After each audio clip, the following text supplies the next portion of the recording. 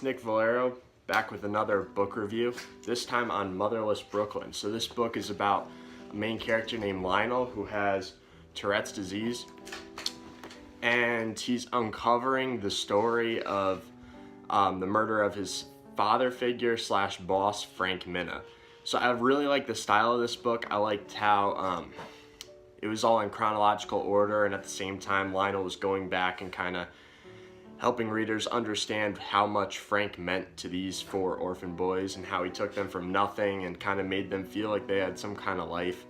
It really made you feel for the characters, and it kind of got you engaged. I also like that the character had a genetic neuropsychiatric disorder. That's very interesting. Not many characters, or especially main characters, have like disorders or big disabilities like this. However, I didn't find this as interesting as other detective novels, if I'm honest with you. I kind of felt like I knew who killed Frank. Like in the beginning of the book, they told you it was a big Polish guy, and we were kind of uncovering who hired that big Polish guy. It just didn't pique my interest as much as other books.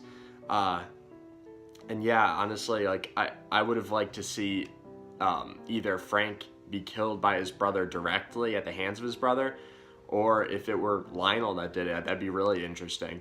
But they went about it a different way. I mean, maybe some people enjoy that. I personally felt like it kind of took away from a good concept. I also didn't feel like many of the characters were very important in the book. I felt like Danny, Gilbert, and Kimmery were kind of useless to the plot. Danny provided for like a contrast between himself and Lionel, the differences between boys, and so did Gilbert. And Gilbert had like this whole masturbation thing that they threw in the book too. I don't know, it didn't really lead to anything. I wasn't a big fan of that. And Kimmery was just an excuse to have a sex scene in the book, honestly. I didn't feel like there was any kind of development that came from that, but people would argue that there is. And furthermore, on the whole Kimmery thing, I don't think that Lionel grew too much as a character throughout the book, and that's my personal opinion.